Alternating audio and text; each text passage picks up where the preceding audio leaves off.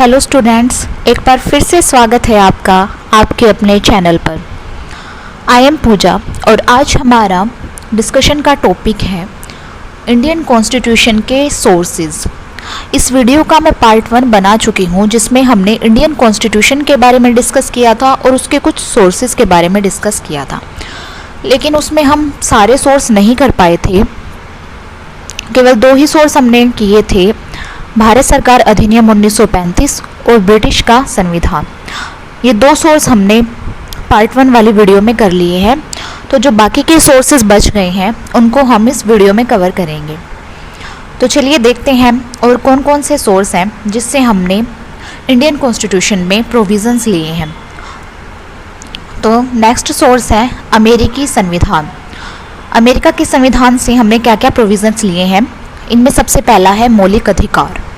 मौलिक अधिकार मूलभूत अधिकार है जो एक देश के सभी नागरिकों को मिलता है, और यदि इन अधिकारों का उल्लंघन होता है तो वो न्यायपालिका में जा सकते हैं अपने अधिकारों की रक्षा के लिए। तो ये जो मौलिक अधिकार जो हर एक नागरिक को मिले हैं, ये वाला प्रोविज़न हमने अमेरिका के संविधान से लिया है। नेक्स्ट है न्यायपालिका की स्वतंत्रता। न्यायपालिका सरकार का 3 अंगों में से एक अंग है। विधानपालिका और कार्यपालिका को न्यायपालिका से अलग रखा गया है। न्यायपालिका को इन दोनों अंगों से स्वतंत्रता प्राप्त है ताकि वो अपना काम अच्छे ढंग से कर सके, बिना किसी के दबाव के स्वतंत्र होकर कर सके। तो जो न्यायपालिका की स्वतंत्रता का प्रोविज़न है, ये हमने अमेरिका के संविधान से लिया है। नेक्स्ट है न्यायिक समीक्षा पुनर्विलोकन का सिद्धांत। न्यायिक समीक्षा या पुनर्विलोकन या जुडिशियल रिव्यू। जुडिशियल रिव्यू न्यायपालिका को दी गई एक शक्ति है जिससे वो विधानपालिका द्वारा बनाए गए कानून और कार्यपालिका द्वारा जारी किए गए कानूनों की जांच करती है, और यदि वो कानून जो विधानपालिका ने बनाया है और कार्यपालिका ने उसको लागू किया है, वो कानून यदि संविधान का उल्लंघन करता है तो न्यायपालिका को ये शक्ति प्राप्त है कि वो उस कानून को रद्द कर सकती है। तो ये है जुडिशियल रिव्यू का कंसेप्ट, और ये हमने लिया है अमेरिका के संविधान से। नेक्स्ट है उच्चतम न्यायालय और उच्च न्यायालयों के न्यायाधीशों को हटाना और राष्ट्रपति का महाभियोग। हाईकोर्ट और सुप्रीम कोर्ट के जो जज होते हैं और प्रेसिडेंट है जो हमारा, उसको हटाने की प्रक्रिया का नाम महाभियोग है, और ये महाभियोग की प्रक्रिया हमने अमेरिका के संविधान से ली है। नेक्स्ट है उपराष्ट्रपति का पद। हमारे देश में राष्ट्रपति का पद है और एक उपराष्ट्रपति का भी पद है। तो ये जो उपराष्ट्रपति का पद है, ये वाला कंसेप्ट हमने अमेरिका के संविधान से लिया है। उपराष्ट्रपति राज्यसभा जो है उसका अध्यक्ष भी होता है। नेक्स्ट सोर्स है आयरलैंड का संविधान। आयरलैंड के संविधान से हमने लिया है राज्यसभा के सदस्यों के लिए नामांकन। हमारे सदन के 2 अंग हैं, जो लोकसभा और राज्यसभा। तो जो राज्यसभा के सदस्य हैं उनका नामांकन किया जाएगा। ये प्रोविज़न हमने आयरलैंड के संविधान से लिया है। नेक्स्ट है राज्यनीति के निर्देशक सिद्धांत। राज्यनीति के निर्देशक सिद्धांत हमारे संविधान में वर्णित है, और ये जो सिद्धांत हैं वो राज्यों को निर्देश देते हैं कि वो इन सिद्धांतों का पालन करें। तो जो ये राजनीति के निर्देशक सिद्धांत हैं, ये प्रोविज़न हमने आयरलैंड के संविधान से लिया है। नेक्स्ट है राष्ट्रपति के चुनाव का तरीका। हमारे देश में राष्ट्रपति का चुनाव इनडायरेक्ट होता है, डायरेक्टली लोगों द्वारा नहीं किया जाता, बल्कि लोग कुछ प्रतिनिधियों को चुनते हैं और उन प्रतिनिधियों के द्वारा राष्ट्रपति का चुनाव किया जाता है।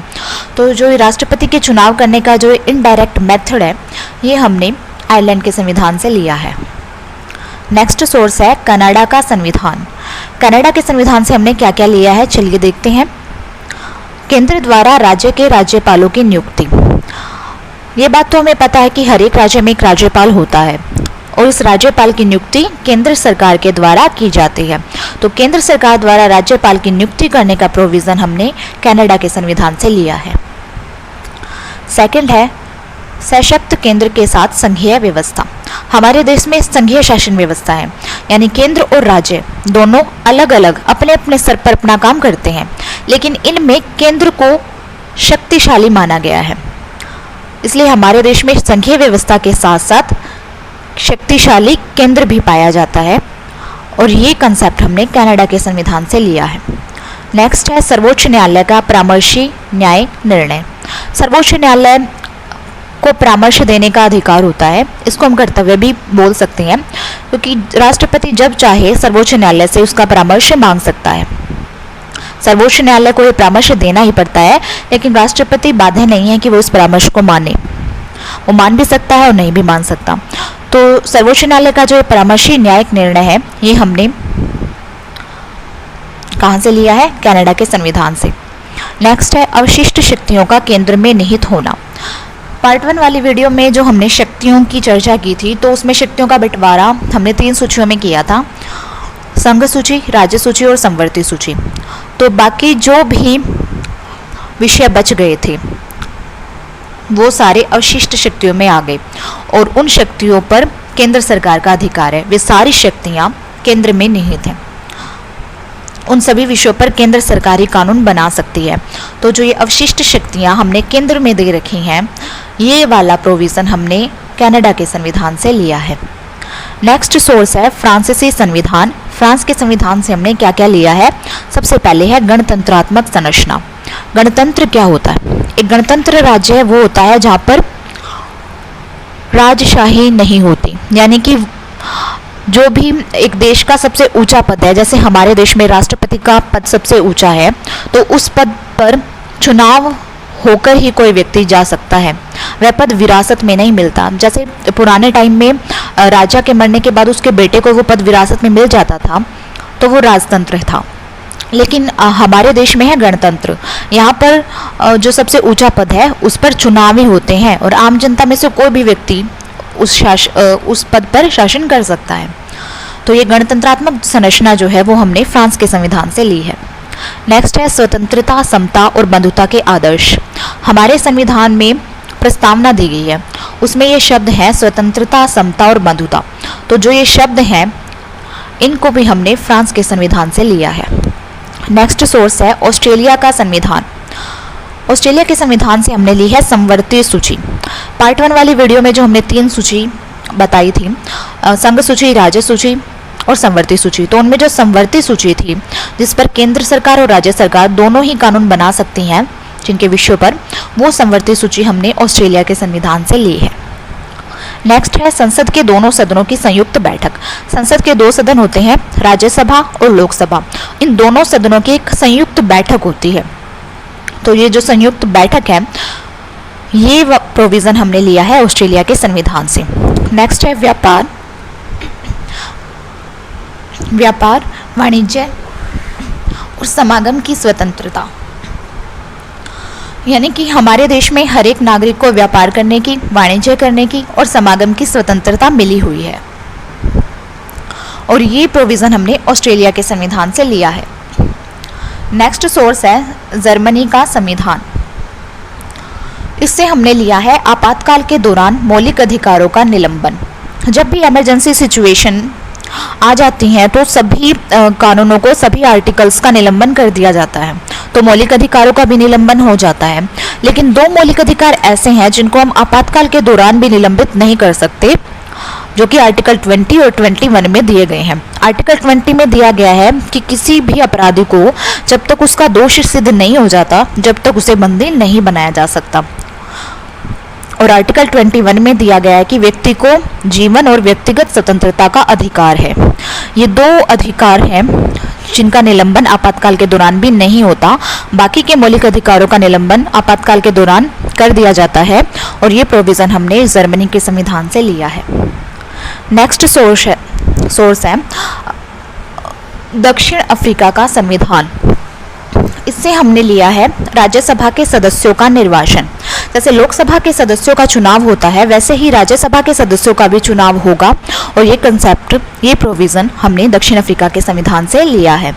नेक्स्ट है संविधान में संशोधन की प्रक्रिया। जैसे जैसे टाइम चेंज होता रहता है तो कानूनों में बदलाव करने की ज़रूरत पड़ जाती है, क्योंकि जो कानून एक सिचुएशन में लागू होता है वो दूसरी सिचुएशन में लागू नहीं हो सकता। और आज के टाइम में सिचुएशन अलग है, जब हमारा संविधान बना था तब सिचुएशन अलग थी। तो उन कानूनों में संशोधन करना, उनमें परिवर्तन करना बहुत ज़रूरी है। इसलिए संशोधन करने की प्रक्रिया संविधान में रखी गई है और ये प्रोविज़न हमने दक्षिणी अफ्रीका के संविधान से लिया है। नेक्स्ट सोर्स है जापान का संविधान। जापान के संविधान से हमने लिया है विधि द्वारा स्थापित प्रक्रिया, यानी कानून के द्वारा स्थापित प्रक्रिया। कानून द्वारा स्थापित प्रक्रिया होती है जब संसद कोई भी कानून पारित करती है तो वो वैध तभी माना जाएगा जब उसमें उचित प्रक्रिया का पालन किया गया हो। एक प्रोसेस होता है कानून को बनाने का, अगर वो कानून उस प्रोसेस से गुजरा है तो ही वो वैध माना जाएगा, नहीं तो नहीं माना जाएगा। एक उचित प्रक्रिया का पालन करके बनाया गया कानून ही वैध होता है। ये है विधि द्वारा स्थापित प्रक्रिया और ये हमने ली है जापान के संविधान से। नेक्स्ट है यूएसएसआर का संविधान। इससे हमने लिया है प्रस्तावना में सामाजिक, आर्थिक और राजनीतिक न्याय के आदर्श। हमारी संविधान की जो प्रस्तावना है उसमें कुछ आइडियल दिए गए हैं, सोशल, इकोनॉमिक और पॉलिटिकल जस्टिस। ये आइडियल हमने यूएसएसआर के संविधान से लिए हैं। नेक्स्ट है मौलिक कर्तव्य। जिस प्रकार हर एक नागरिक को मौलिक अधिकार मिले हुए हैं उसी प्रकार उनके कुछ कर्तव्य भी हैं। ये तो हम सभी जानते हैं कि अधिकार और कर्तव्य एक ही सिक्के के दो पहलू हैं। यदि हमें कुछ अधिकार मिले हैं तो हमें कर्तव्यों का पालन भी करना पड़ेगा। इसी तरह हमारे संविधान में अधिकारों के साथ साथ कर्तव्य भी दिए हैं। तो जैसे मौलिक अधिकार मिले हैं वैसे ही हमें हमारे मौलिक कर्तव्य भी हैं जो हमें पूरे करने होते हैं। तो ये मौलिक कर्तव्य का प्रोविज़न हमने यूएसएसआर के संविधान से लिया है। तो ये थे इंडियन कॉन्स्टिट्यूशन के कुछ सोर्सेज। आज के लिए इतना ही, मिलते हैं नेक्स्ट क्लास में। Thank you. Please subscribe my channel. Thanks for watching.